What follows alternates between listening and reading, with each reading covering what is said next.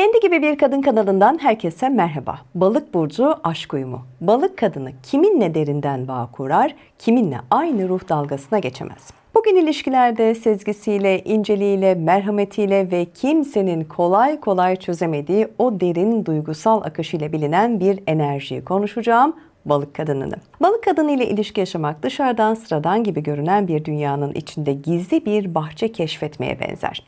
Onun sevgisi yüzeyde değil, kalbinin en iç noktasından akar. Dokunduğu her ilişkiye şefkat katması, sevdiğini anlamaya çalışması, balık kadının aşkı neden bu kadar özel hissettirdiğini sanıyorum en net göstergesidir. Evet, bu anlattıklarım sadece balık burcu kadınları için geçerli değil, yükseleni balık olan kadınlar için de geçerli. Bunu neden özellikle söylüyorum biliyor musunuz? Çünkü yorumlar kısmında yazıyorsunuz. Gökçe Hanım, yükseleni balık olan için de geçerli mi diye? Evet, geçerli. Çünkü bu enerji onların hem ilişkilerini hem de hayata bakışını derinden şekillendirir. Peki balık kadını aşık olduğunda ne arar? Kalbini yumuşatan bir anlayış mı, ruhuna dokunan bir iletişim mi ister? Eğer balık burcuysan, yükselenin balıksa ya da hayatında sessiz ama kalbi kocaman bir balık kadını varsa, işte bu bölüm sana hem onu hem de kendini çok daha iyi anlaman için aslında çok güçlü bir rehber olacak. Hazır mısın? O halde başlayalım. Evet, ilk olarak balık kadının ilişki tarzına şöyle bir bakalım. Şimdi balık kadını bir ilişkiye başladığında önce duygusal bir sıcaklık getirir. Onunla olmak, yüksek sesle ifade edilmeyen ama hissederek anlaşılan, kalpten kalbe akan yumuşak bir bağ yaratır. Balık kadını aşkı bir oyun, bir güç mücadelesi ya da kim daha çok seviyor testi olarak asla görmez. Ruhuna dokunan, güven veren samimi bir akış olarak yaşar. Onu anlamanın belki de ilk adımı şudur. Balık kadını duygusal kopukluğa dayanamaz. Dışarıdan çok hassastır, sessizdir veya biraz içe dönük görünebilir ama bu kırılganlığının altında yoğun bir sezgi, güçlü bir bağlılık kapasitesi ve inanılmaz bir duygu derinliği vardır. Bir erkeğin sözünün samimi olup olmadığını, niyetinde boşluk olup olmadığını, sevgisinin gerçek mi yoksa yüzeysel mi olduğunu çok çabuk hisseder. Mesafe, duyarsızlık ve ilgisizlik. İşte balık kadınının dünyasında belki de en hızlı kapıyı kapatan şeylerdendir. Onun için en çekici gelen şey güven veren bir ses tonu, içten bir bakış, sabırlı bir yaklaşım ve elbette ruhuna iyi gelen bir yakınlıktır. Bir erkeğin duygu paylaşmaktan kaçması, sürekli güç gösterisi yapması ya da empati kurmaması işte balık kadını için ilişkiyi aslında yavaş yavaş solduran şeylerin başında gelir. Balık kadını her ne kadar güvende hissederse kendini o kadar güzelleşir ve bir o kadar da açılır. Onu daha çok sevdiren şey bir erkeğin büyük jestleri değildir aslında. Küçük ama samimi dokunuşlardan inanılmaz keyif alır. Tartışmalarda asla kırıcı söz kullanmaz, sert tavır bilmez, küçümseyen bir tondan çok çabuk etkilenir. Onun istediği aslında şey nedir biliyor musunuz? Sakin bir konuşma olacak, anlayışlı bir yaklaşım ve elbette kalbine saygıyla dokunulmasıdır. Şimdi balık kadını ilişkide aşırı derecede sadıktır, hem de çok. Ama bu sadakat bir zorunluluk değildir. Yani gönülden bir bağlılıktır. Evet, toparlayacak olursam şimdi bir balık kadını ile ilişki yaşamak evet çok hassas ama çok derin bir kalbe dokunmak gibidir. Hangi burçtan olursanız olun bir balık erkeğiyle ilişki yaşayacaksanız sizleri neler beklediğini merak ediyor musunuz? Hadi gelin şimdi bu sorunun cevabını birlikte bulalım. Şimdi balık erkeğiyle bir ilişkiye başladığında ilk fark edeceğin şey ne biliyor musun? Bu adam kalbiyle yaşar. Duygularını saklamaya çalışsa da bakışlarında, davranışlarında hatta ses tonunda bile bunu çok net hissedersin. Evet, onun yanında olmak yumuşak bir battaniyeye sarılmış gibidir. Çok güzel bir cümle kurmuş. Bir daha tekrarlayayım. Onun yanında olmak yumuşak bir battaniyeye sarılmış gibi hissettirir. Yani güvenli, sıcak ve derinden besleyici bir deneyimdir. Evet, balık erkeğiyle bir kadından hoşlanıyorsa aslında bunu hissettirmeden duramaz. Yani gizleyemez, belli eder. Evet, bazen bunu bir küçük mesajla yapar, bazen böyle bir güzel içten gelen bir iltifatla yapar. Bazen de sadece işte halini hatırını sormasıyla aslında sana bunu hissettirir. Sözlerinden çok halini okursun. Evet, çok nettir. Çünkü balık erkeği ne hissediyorsa o anda gözlerinden bile belli eder. Yani böyle yapmacıklığı yoktur. Çok nettir. Ve onu tanıdıkça da ne fark edersin biliyor musun? Balık erkeğinin sevgisi sarmalayıcı, şefkatli ve gerçekten oldukça içtendir. Balık erkeğiyle birlikteyken evet ilişki yumuşak, sıcak ve romantik bir tona bürünür. Senin duygularını önceler. Yani önceliği sen olursun. Kırmaktan korkar. Hassasiyetine dokunmamak için gerçekten buna inanılmaz derecede bir özen gösterir. Bir de gerçek var. Şimdi balık erkeği evet duygusal olarak çok etkilidir.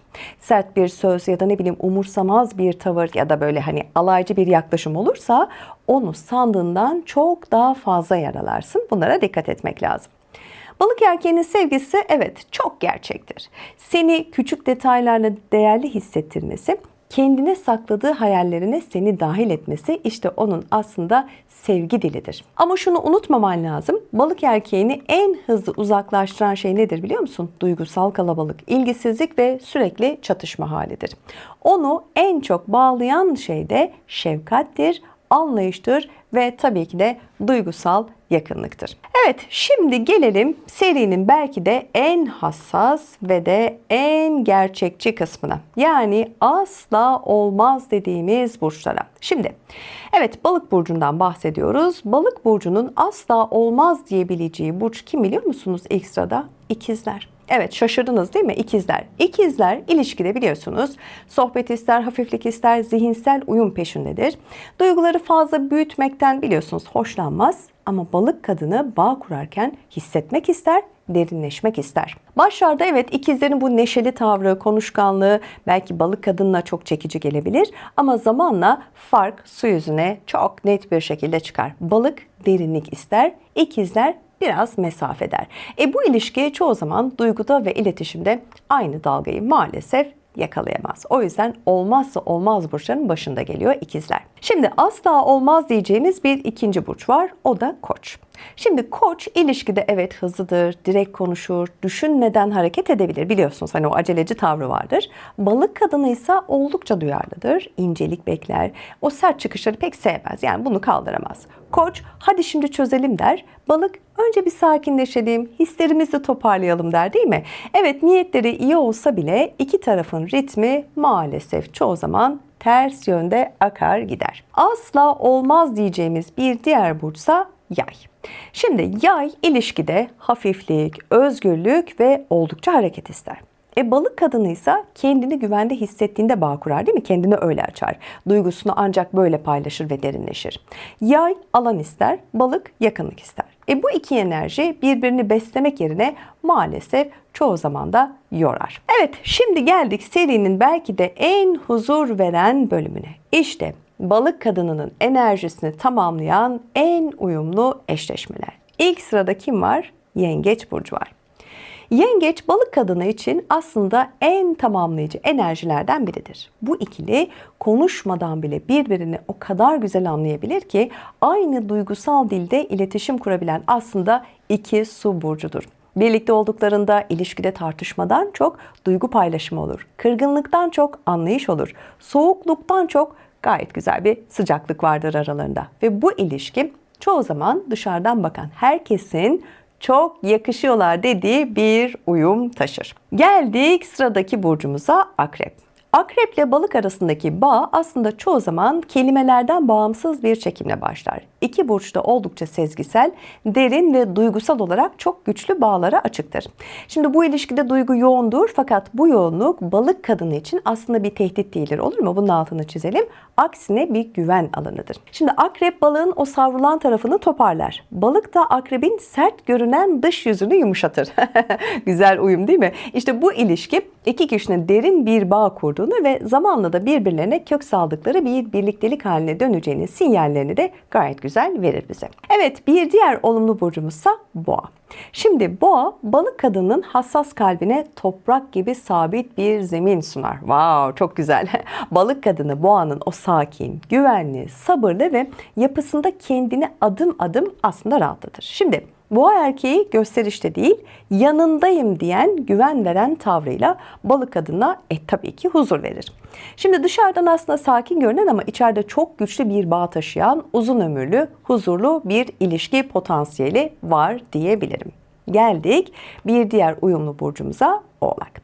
Şimdi Oğlak balık kadını için aslında ilk anda zıt gibi görünse de, evet zıt gibi görünse de aslında müthiş bir tamamlayıcıdır.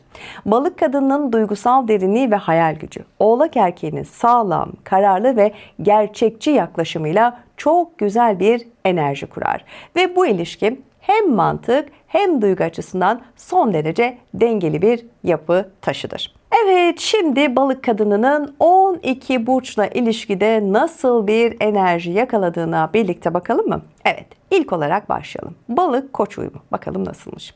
Şimdi ateşle suyun karşılaşması. Balık his ister, koç hareket ister. Çabayla büyür. Başlangıçta çekim olsa da uzun vadeli ritim farklı olabilir. Geldik balık boğa uyumuna. Şimdi huzurla romantizmin buluşması diyelim mi? Evet diyelim. Boğanın sakinliği ve güven veren tavrı balık kadını için oldukça rahatlatıcıdır. Sakin, sağlam ve uzun vadeli bir ilişki potansiyeli vardır ki az önce de en olumlu burçlar kısmında biliyorsunuz yorumlarımı oldukça detaylı bir şekilde yapmıştım. Şimdi geldik balık ikizler uyumuna. Ruhla zihin teması. Şimdi ikizlerin değişken enerjisi balık kadının duygusallığını ne yapar? Zorlar. Uyum zor mudur? Zordur. Aynı ritmi yakalamak çaba ister mi? Evet, yani bu ilişki çaba, emek isteyen bir ilişki pozisyonunda. Geldik balık yengeç uyumuna. Şimdi duygusal yakınlık var, anlayış var, empati var ve şefkat var. Bu ilişkide doğal olarak ne yapar? Akar gider, yani her şey var. Evet, yengeç balık kadının kalbini yumuşatır. En uyumlu bağlardan biridir ki yine az önce de belirttiğim gibi detaylı bir şekilde yorumlamıştık. Geldik balık aslan uyumuna.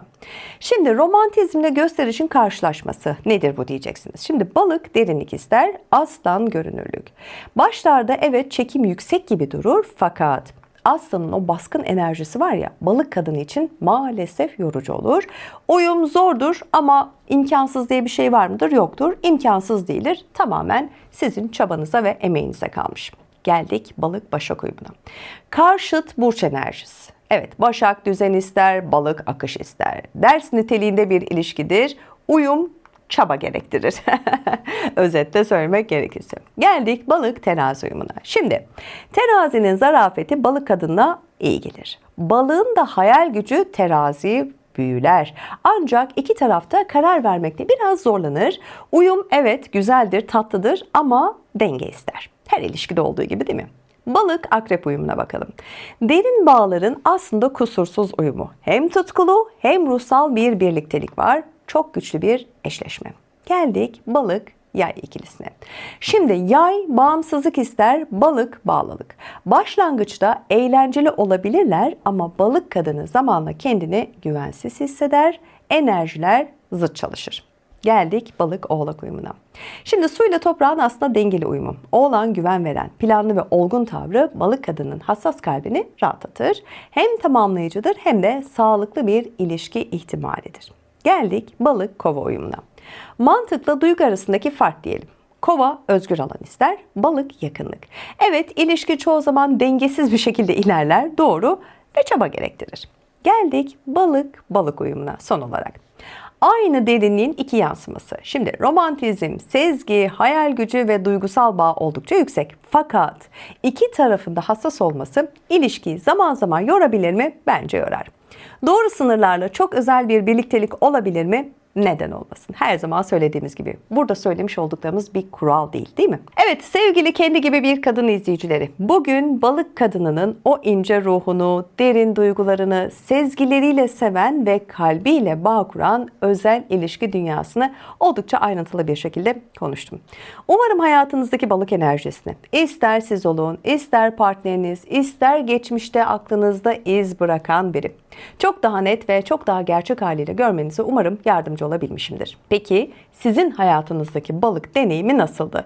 Onun hangi davranışı size en çok yönde etkiledi? Ya da tam bir işte balık dediğiniz bir an mutlaka olmuştur eminim. Yorumlara yazın, birlikte konuşalım, değerlendirelim. Çünkü sizin paylaşımlarınız bu seriyi baştan sona gerçekten çok özel kılıyor. Ve geldik serinin sonuna. Evet, yine duygusal yere geldik. Evet, bu bölümle birlikte tam 12 burcun aşk uyumu serimizin son videosuna da ulaşmış olduk. Evet, çok uzun bir yolculuktu. Her burcun kalbine, ilişki diline, duygusuna ve ritmine birlikte dokunabildik, değil mi? Bu seriyi hazırlarken sizin enerjiniz, yorumlarınız, merakınız ve desteğiniz tabii ki her adımda bana oldukça güç verdi.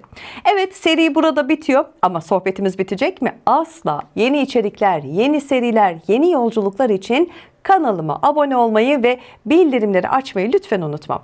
Bir sonraki videoda yeniden buluşuncaya kadar lütfen kendinize iyi bakın. Kalbinizi koruyun ve unutmayın, gerçek sevgi iki ruhun birbirini incitmeden dokunabildiği yerde büyür. Her zaman söylediğim gibi sevgiyle kalın, hoşça kalın.